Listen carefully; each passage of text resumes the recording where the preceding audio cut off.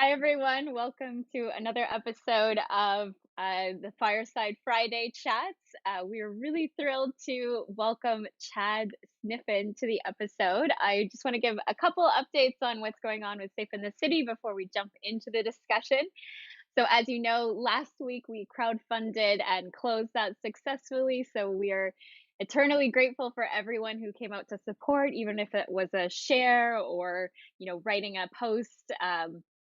We had such a fantastic reach and message that really started to catch on, and we're really happy that a lot more people felt empowered to share their story of sexual harassment, whether it was experienced or something that they had witnessed, and really starting to drive that conversation that it isn't normal, it is something that is wrong, it's never okay, and it's not to be minimized. So we've also in England, we've gone into lockdown, which has at least previously had some really scary statistics about what has happened. Certainly, there was an increase of domestic violence. We saw a rise from last year, 59% of antisocial behavior. And there's certainly a lot of anecdotal reports on sexual and street harassment also being on the rise. So it's a really important time that people know where and how they can report. And we are, of course, here to continue on that conversation and make sure that more people are aware of how to do that, where to get help, and not feel that they're alone in this. We're also preparing for the UN 16 Days of Activism, and we should be able to share a few things with you shortly on that. And also in the UK, it on oh, I forgot the date. I believe it is on the 10th. It is the National Personal Safety Day. So stay tuned for that. There's some great things coming from, especially Susie Lambeth Trust, who specializes in personal safety, especially stalking. That's this year's theme. And they will actually be our guest on next Friday's show. So make sure to subscribe and stay tuned for that. But without further ado, let me welcome our guest. So I had the pleasure of meeting Chad, who's one of the leading public health researchers on gender and sexual violence. He's based in the US and he's already had a very packed career, starting at working for the University of Arizona, then the National Sexual Violence Resource Center, and Radiant. He also sits on the board of directors for Hollerback. If you remember, Emily May was on that previous show. And he also is involved in the California Women Take Back the Night. So, really fantastic to have a male ally and supporter feminist on the show and to speak to a lot of the research and great work that you're doing. Welcome, Chad. Hello, it's great to be on. Great to have Uh, you. Thank you for that lovely introduction. I must say that I was very happy to be on Hallback's board. I'm not on their board anymore, but it was a pleasure to be on their board. And when I lived in California, yeah, Sacramento Women Take Back the Night, which had formed a nonprofit called California Women Take Back the Night almost 30 years ago. Actually, it's been around a long time. Yeah, I was really happy to be on the board when I was lived in California too. But I'm in Florida now, so I'm Right. not on the board there anymore. Yes. Moving around But the country, sharing moving your around the country, wisdom. got to I get love it. around. That's good. I mean, Uh, we're in the always, UK. You're still supporting what we're doing, which we're very happy absolutely. about. Yes, But yeah, do yes, tell yes. us a little bit more about yourself and what really guided you into this area. Sure, sure. So yeah, so I grew up more or less in California. My father was in the Air Force, so in my early days, I moved around to Air Force bases a lot, but mostly I grew up in California and went to school there. And kind of, I guess this kind of goes to my origin story. So when I was in California, I went to university at the University of California in Davis, and I was going to school for biochemistry. I was not interested in any social topics at all at the time. I mean, I was, but I really had no formed thoughts about them in any substantial way, right? Where are you gonna get your I mean, paychecks, right? yeah, yeah. Your Well, no, parents probably saying. yeah. Well, even I had wanted to be a biochemist since I was a small child, even before I knew what biochemistry was. Actually, I Oh just liked the wow. term. So, yeah, Sounds and pretty so I was fancy. going to school for that. Yeah, yeah. It sounded great. And I I'm a straight guy, and so I was dating a straight woman. Well, actually, that's not true, but she's a woman. She's not. I was dating a person in university when I was in California, and she was a very active feminist.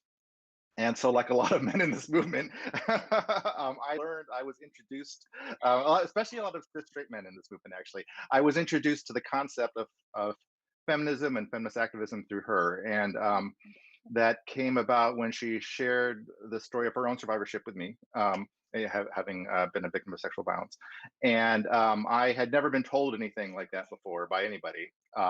I was, early 20s at the time, and I had no idea how to respond, right? And so I was really, and I was frustrated that I didn't know how to respond.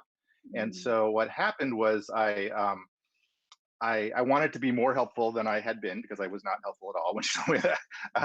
And so there was a group on campus that was doing prevention education work, and I just went to one of their presentations, right? And it was one of these. At the time, the a lot of the focus of prevention was on trying to engage men's empathy. So trying to Mm. get people to see the perspective of trying to get straight men to see the perspective of women's experiences in the world. Um, and so they would do like skits where there was a male offender and a female victim, and um, and then they would do like educational programming after the skit. And so I watched that, and I talked to the coordinator of the program after the presentation, and she's like, "Hey, we need a guy to be an offender." And so I was like, Wow, what a "Yeah, role to step into. right. I have no acting skills. I'll do it." And so then that just became like kind of the rest of my life actually from there. And so I started volunteering for that program. I became very involved in it, and I even took a break from school to work for the program as an employee, and then finished school as an employee. Um, and that just became kind of everything that I never did. I left biochemistry behind for the women's movement, and That's so and and also actually, I mean, actually, there's two parts to that story. So there's the part where I kind of wanted to learn about the experience of survivors, so it could be more helpful, and also uh, the person I had been dating, she told me about a rally that was happening on campus. I had never been to a rally before, right? It was actually, sorry, it was. I thought it was a rally. It was actually more of an interrogation, but it was oh. there was something happening on campus where the school newspaper had put these pro uh, anti-choice advertisements in the school newspaper, right? And so a bunch of campus groups were talking to the editor, and my girlfriend told me about that, and I went to that meeting just to see what it was all about, and I wound up engaging with the leader of the campus chapter of the National Organization for Women, and we had some disagreements about what was happening. She's like, "Well, why don't you come to a meeting and talk about it?" Because she thought I would never go to a meeting.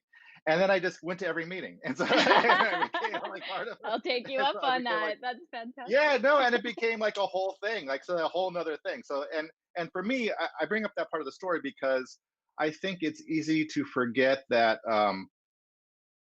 partially because survivorship does not have a political identity, right? It's not a political identity. There are women who are deeply conservative, deeply religious, people, not just women. Mhm. You don't have to have a certain political ideology to be a survivor, and you don't. And just because you have a certain political ideology, that doesn't mean you're any less deserving of care, of respect, of being believed. Your political identity doesn't change, the fact that you were harmed, right? Yeah. And it shouldn't change anyone's response to you, and it shouldn't change what we want to do in this movement, right? And so, but for me, I did kind of get both sides. So I kind of got, in my background, I kind of got the experience of learning about the experience of survivors and working with them and trying to represent their experience in the world, to like create awareness and prevention, and also the political side. And Mhm. which is so the importance of the political side is not just to say that the political side is important, because in some ways it's counterproductive sometimes, because not everyone, you can be a survivor without being a feminist, right? You can be Mhm. Yeah. you can be anybody and be a survivor, right? But the political side has been important, at least in the United States, in that that has really created the will to provide all these services. right? Hmm. That has created the storylines, that has created the political action, that has created. So I have been funded by a federal grant for most of my career, a single federal grant like called, or a single act called the Violence Against Women Act for most of my career. Like I, if that, if and Joe Biden happens to have been one of the co-writers of the Oh, original act, and yeah, and good he teamed up change. with a Republican. Yeah, no, yeah, no, it's been Yeah. a huge arc. Yeah, so yeah, Joe Biden and Arlen Specter, they were the primary authors of the original Violence Against Women Act, which passed in the early '90s and has funded services in this country for all that time. So the way the movement that we have in the United States, the response to sexual violence and domestic violence that we have in the United States, is due almost completely to that act. And that political will was created by feminists, right? And by feminist political activism. And Mhm. so even though you have to divorce survivorship from like your political leanings, you can't forget about the political reality of what it takes to create resources, right? And so Mm, that's been a huge lesson for me over time, in that because it's so easy for us to have a very politically polarizing frame on our messaging, yeah. right? Which doesn't make the messaging wrong necessarily, but does make the messaging inaccessible to a lot of people. And Mm. that's not fair to them as survivors if we really care about their experience and we really want to help them, right? And so that's I have no idea how this tangent came up, but that Oh, is it's really like fantastic. It's so relevant yeah, to what we're talking about, and I know there's certainly in the UK a number of different initiatives, but as you said, like joining all of these things up at a federal level or a national level is so important so that, your yeah. entire career or and so many probably hundreds of thousands of other Oh, people, more, far more than me. Yeah, millions, yeah, yeah, right. Yeah, yeah. that are Thousands of also, people more than me. Yeah, yeah. right, Oh, that's right, amazing. What right. an incredible story. And it's one of those things that you're like, how do we re-engineer that? Like, how could we, people, I mean, the fact that your partner, your girlfriend was able to tell you that story and that really sparked, an action on your part to really, explore an area that you didn't really understand, but you wanted to understand better and support. And then carried on your career into public health, which is, I know we nerded out about a, few, Yes. a little bit Yeah. when we Yeah. And talked. I should. I so wish I was one of the top public health researchers in the United States. I'm not. I'm definitely not. I admire them. I know several of them, and actually, so for public health, um, it's funny how much of my life has been really driven by my my my romantic life. I wound up getting a degree in public health because after that, the first girlfriend I mentioned and I broke up. She had introduced me to another woman actually after we broke up, and that woman was pursuing a graduate degree in Tucson, Arizona, and so she was leaving for grad school in Tucson, and I followed her to Tucson because I was also graduating too, right? So I finished my undergraduate, and I just followed her to Tucson, and I started working at a domestic violence shelter. Right? So I worked at I was, which was a super weird experience. I'm not sure still how I feel about it, but I mean I feel great about it. But it was really interesting for me to Eye-opening. be. So I was working overnights in a domestic violence shelter. So I was the only man in a shelter full of abused women for a year at night, and that was a fascinating experience for many reasons. But it I really bet. um, it, it really showed me how much it meant to show compassion as a man to someone who had not seen that, from Mm, men in their life, right? And I was really glad, not because it was me, but just that they could see a man who wasn't violent, right? mhm. And so it was really, and especially for their kids, right? And so because this was an all women shelter, but it was an all women shelter, it was only people who identified as women, but it was them and their kids up to 18. And so, I think that for me and the domestic violence side of things was really important to just show the example. You don't even have to be special. You just have to not be mean. Like and Just not be be like quiet you're and just listen, yeah, probably. yeah, yeah, just have basic people skills, right? And that was such an impact. I think not because of me, just because I wasn't um, you know, outwardly bad person, in that space. And so Anyway, so that's a different. I'm a tangent machine, just so No, you I and your love viewers it. You're a know. great Like, storyteller. yeah. I'm fully I'm already seeing the clips that we need to pull out. There's so many of Okay, these great, great. good points. I, 'Cause I yeah, think I you're hope to make this easy. But yeah, go ahead. Go ahead. No, I was just gonna say, like, with, your experiences of being, one of the few men in the room, like, how have you found that changing over your career, or has there been any tips or tricks or things that you've seen, strategies to get more, men involved in the violence against women, sexual violence in general, conversation or Yes, movement? yes.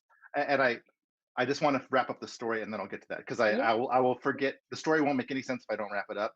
And that I have a whole nother long tangent about that. So because that could go forever.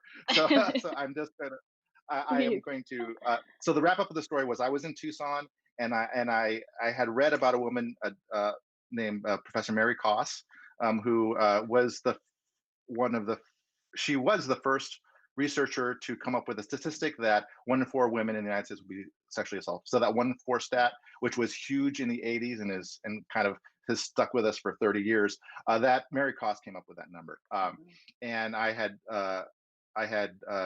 known she was a professor in Tucson at a school of public health, and so I showed up in her office one day and said, "Is there anything I can do for you for free? You know, I'm not a grad student. I'm not any of it, but I just want to do stuff for you for free." And she's like, "Sure, yeah." And so so I had to take night classes so I could be a student, and she could actually give me a stipend and to work on some of her projects.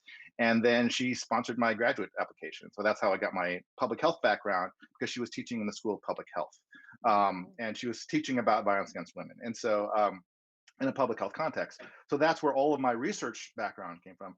And ironically, a lot of what I've done lately has been around kind of statistics, not statistics, but survey work, especially in corporate at the corporate level. So that's kind of how we met. Is my helping Uber to develop better systems to count incidents of sexual violence. Mhm. I learned all of that stuff from her. From just working in her office and being her grad student. And so all the principles that that I put into the taxonomy that we may never talk about. Actually, I don't know how long this is going to go, but We can stay um, on. We have time if you do. I would okay, no, definitely yeah. yeah. I mean, I yeah, it's Friday. I don't care. So yeah, so all of that, everything that helped me that helped me and other people to develop that helped me and Janine Zweig and Julia Durnham and Sally Lasky and we're the 4 people who developed the original taxonomy. Um, all that stuff, that knowledge that made that a good product, I learned from her, and she learned from her massive career in psychology and being a social scientist. And so I so basically I have done nothing original. But it I is just all learned building. from Mary Koss. Yeah, yeah. I stood on Mary Koss's shoulders Oh, to wow. and other people too. And actually she also is the author of the Sexual Experiences Survey, which is kind of the primary tool. Well, now the second version of it is the primary tool that universities use. Well, you can use it. It was developed in universities, but you can use it anywhere actually, to kind of gauge how much sexual violence is happening in the community. And Wow. so she is and continue to do amazing work. But yeah, so Fantastic. that's how that was wrapping up the public health story because I didn't want to just leave it. Biochemistry to, yeah, feminism Yeah, to, yeah, public health, which I think wraps up a lot since it's at population yeah, level. It's really about yeah, being able to measure things to look at how can we get ahead of these problems, or yeah. what changes need to be made. Well, and I didn't plan this actually, but it also became massively relevant in terms of the money. So I mentioned the Violence Against Women Act, which was passed in the 90s, and initially, so it's not just enough to get the government to give you money because they have to create a system to give it to you and a framework, right? And you have to really influence that framework and what that framework looks like. So initially, all that money was run through the Department of Justice, Mm. which had a very law enforcement, especially at 80s.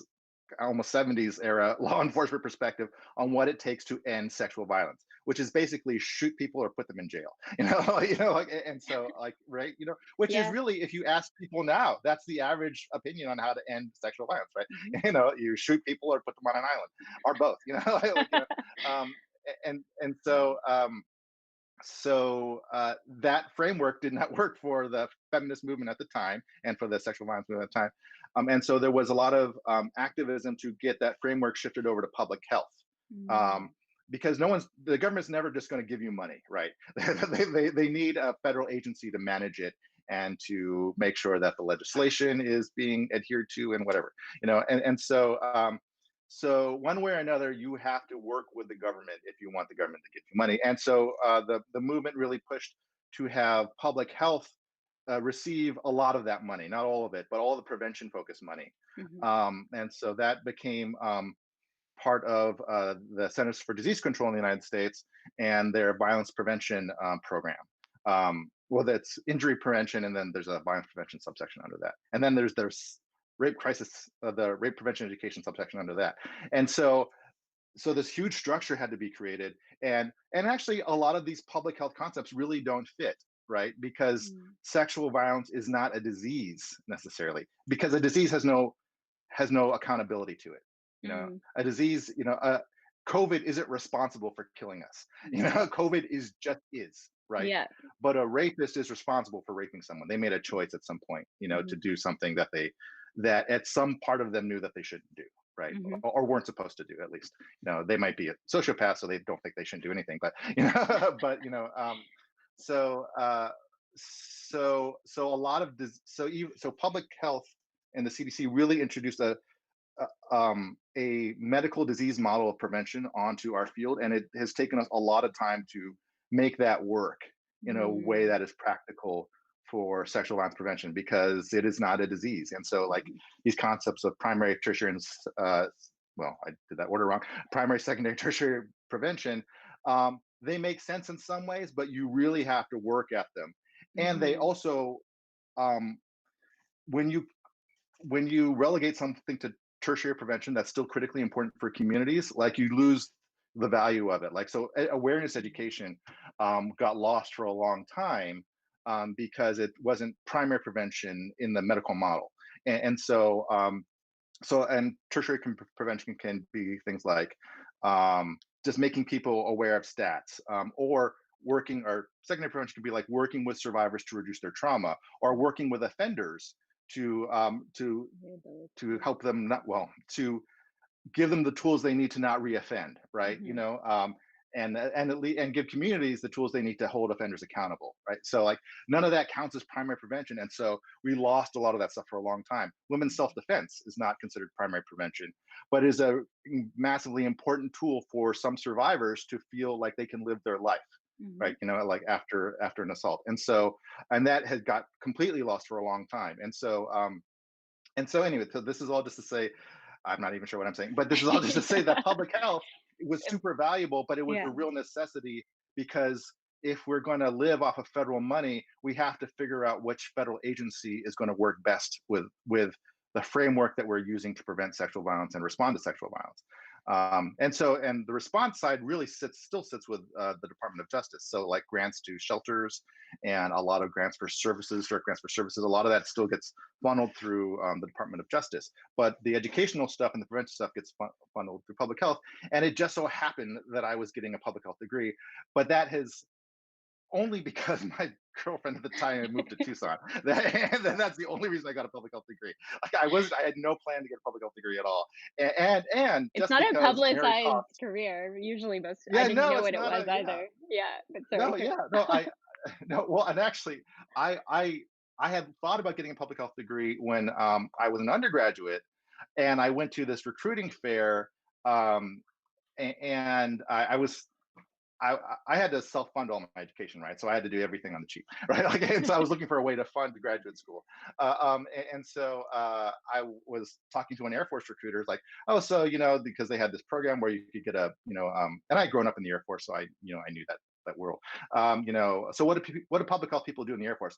I'm pretty sure they just pass out condoms, and I'm like, I don't want to do that. That's not what That's I want to a do. pretty, yeah, pretty Yeah, that sounds dull. really not inspiring. Yeah, like, and so I didn't. So until I met Mary Koss, that was my perspective of what public health could do, right? Mhm. And but it, as it turned out, it was massively helpful because if you're being funded by public health, it really helps to know their language, right? It really Mm. helps to understand that framework and what works about it and what doesn't.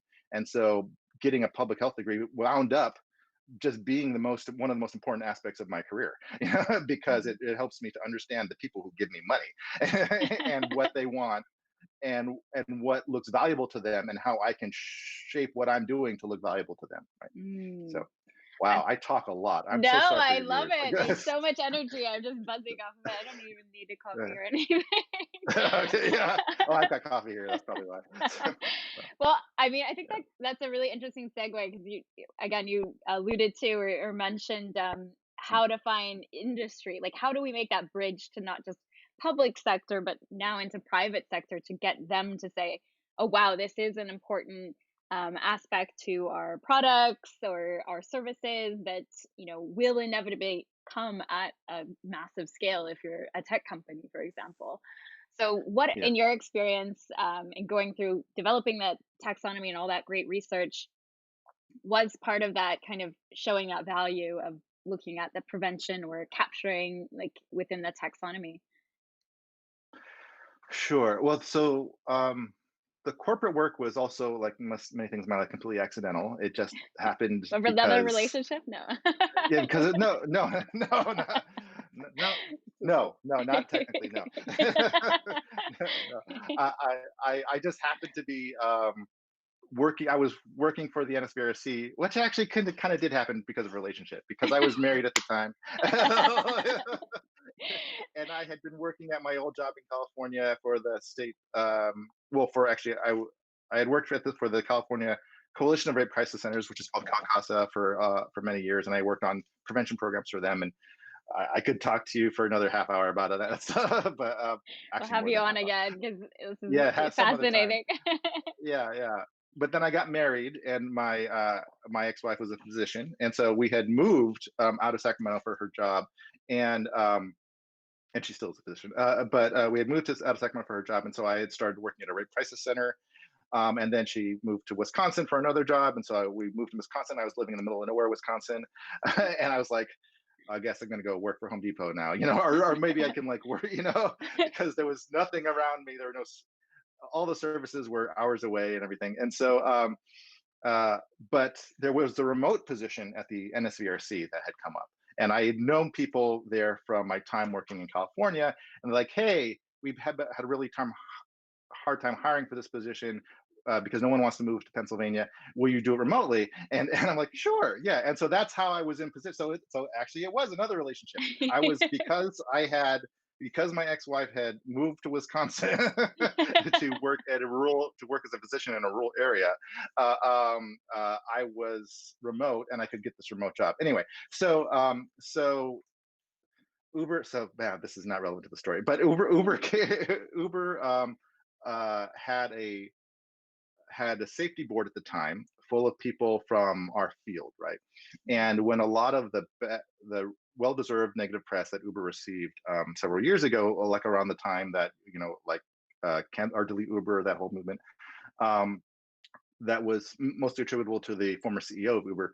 Um, the people on that safety board were they were ready to quit that board, right? They were just going to quit and protest, and fortunately that didn't happen. And Uber really started to work on like the both the fact and the perception of what they're doing about sexual violence, because a lot of Mhm, companies just really worry about the perception and not the fact. mhm, And Uber tried to do both, right? And so and they realized when they were looking at their systems that they didn't have a good system for capturing data around sexual violence. And so they asked people on their safety board, hey, how can we develop a better system? And they said, oh, we're not sure. Why don't you ask NSVRC, the National Sexual Violence Resource Center, where I work? And so they talked to my CEO, and she's like, I'm not sure. Chad knows a bunch of researchers. Let's ask Chad. And so And so I'm like, oh yeah, we can totally do this. We just need to, have a partnership with the Urban Institute because we're none of us are researchers, but we have like a lot of field knowledge and stuff like that. And I'm kind of like a low key researcher, and so that's how that happened. And so I guess that the take home point for that is that there's two ways to respond for a company to respond to pressure. Either respond to the perception or respond to the reality.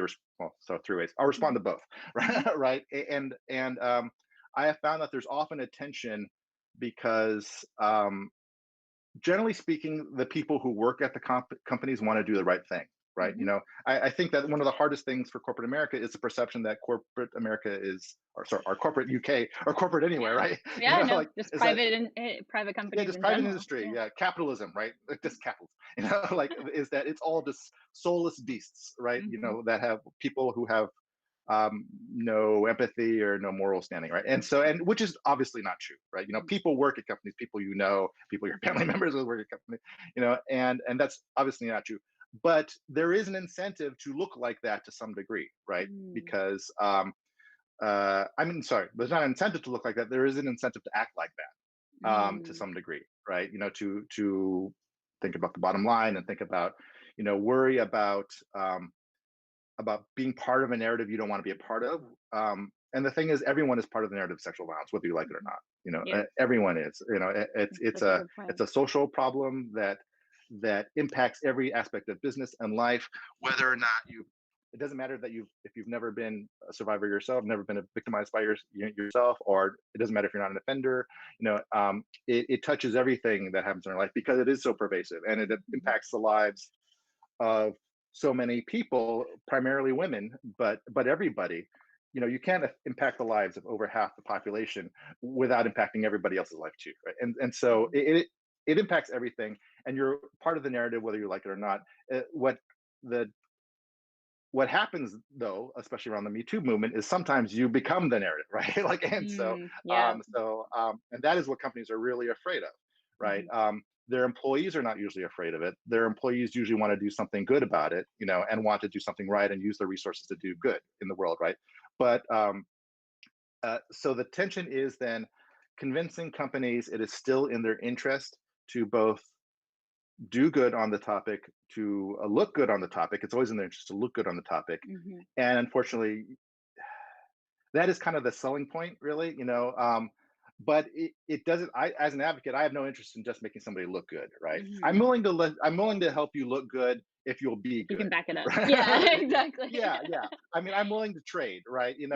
But if you're not willing to be good, I don't want to help you at all. Yeah, Yeah. I'm not going to use my credibility to boost your image just for nothing, right? You have Mhm. to do something positive for survivors if you're gonna, if you want that. And so it does have to be an exchange from the organizational from the advocacy point of view. Mhm. You have to be willing to let it be an exchange at some point, as long as you make sure that you don't say anything that's not true, and you don't give them any credit they don't deserve, right? And Mhm. so you so for me as an advocate, my goal is always to make sure that companies deserve the credit I want to give them.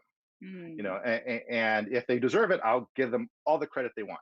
Yeah. Like, but And they show them have the to tools deserve it. that they need to be able to get Yeah, to that, goal of right, prevention or because that yeah, and their employees, I mean, the people you actually interact with always want that, right? Mhm. Because they're just people, right? Mhm. But but there's like this meta layer of thought, in corporations, of like profit and solvency, and and and investors and shareholders and all that stuff, like boards, and that really kind of you have to recognize that for what it is and understand what it needs, right? That Mhm. layer of thought. Corporations are not people, but they can often act like people. Mhm. And you Mhm. have to understand what that person needs and what that person's interest is. And if you want something from that person, that corporate person, um, what are you willing to trade with them? And Mhm. so if they're that corporate personage, that incorporation is willing to do good things, provide resources to tell true stories about survivors, to help raise awareness around the prevalence of sexual violence, then I'm willing to highlight that they did that. Mhm. And I think that is for advocates, and actually that's not just true for sexual violence. I think that's true for most social justice movements, right? You know that Yeah. we are often reticent to interact with corporations, and we therefore we have no resources to actually do the things we want to do, right? You know, Yeah. like because corporations suck up all the resources. That's their whole job is to suck up all the resources, and so um, you know you can be ineffective and righteous, or you can be a good person and fight for your cause and help make a better change, and maybe do some things that not that aren't right or wrong in any way, like you that it's not worth it to do that, right? But you know, giving props to companies is not something that people often like to do, but Mm. it's worth it if the company has really done a good thing. So think that's the key point, is that Mhm. you what I've learned is that corporations act like people, even if they're not. They have motivations and concerns that you have to understand if you want to work with them. Mhm. They want to do the right thing because they are generally made up of people who aren't sociopaths, right? You know, like they want to do the right thing, but the meta thought at the corporate layer doesn't think that they can, Mm. and you have to. So even the most frustrating part is when you know the employee wants to do the right thing, but they don't know how to sell it to their boss. You know, like Yeah, right. and you know the boss wants to do the right thing, but they don't know how to sell it to their boss. You know, that's the most frustrating thing. You have to recognize that for what it is and help every person along this chain Mhm. basically be able to create an argument that they can sell. You know, Yeah. that they can convince the meta layer of the corporate being that this is worthwhile. And so how do you do that? You help them be aware of that they're part of the narrative. You help them to understand how sexual violence and sexual harassment impacts their business. Mhm. You know, how it cuts some consumers out of their services, Mhm. how it depresses participation in their services in different areas. And what we've done, we've helped them get that get those data by creating better systems to gather it, Mhm. and then you try to help them see ways in which they could do a better job, and which will profit them ultimately, right? Mhm. That's what they're in the business. What That's why they exist, is to make profit. And so you Exactly. can't avoid that as a motivation for them, but you can also make it a good thing. Yeah, Like when you can yeah, interlink that there can be profit and it is more profitable to be equitable and fair and just yes, and these things that I yes. think we're at the cusp of starting to kind of move into. Hopefully the next decade is going to be that change of We'll see. purpose Yeah. driven business and yeah, that Right, right. emerge. I did Yeah. get a cue that my headphones are going to die any second now. Oh, that's probably a cue from the universe that Chad has talked for too long. No, I had a this is fantastic, Chad, and I would love to have you on the show, again, and we Sure. could dive into maybe another particular area or some new work that Sure, you're, whatever you like. um, Yeah. doing, but I think it's fantastic, all of the things that you've done, and, I mean, also your journey in general, like, that you've taken these moments or you've just continued on in them, like, there's so many ways that you could have kinda dropped off and but you've done and Yeah. made such a Yeah. big impact. Well, I've tried, and I really didn't plan any of it. It was all just kind of luck, like luck, or some larger plan. But it wasn't my plan, definitely. But I think that's the key thing, is you have to, opportunities. That's like all the success people say. Opportunities come when you don't expect them. You just have to be ready for them, right? And Mhm. so I just happened to have been in the right place at the right time, which is, I think, how a lot of success happens. And I don't certainly haven't been, like, massively successful in some way, but Aw. in terms of what I've been able to do, like, I think it's just being able to being ready to respond to an opportunity when it happens, I think, is Mhm. key. And so I think, and these opportunities to kind of do this kind of to do work that is outside of your usual line. Mhm. Stand out because Um, yeah, yeah, you're yeah. one of the few or fewer.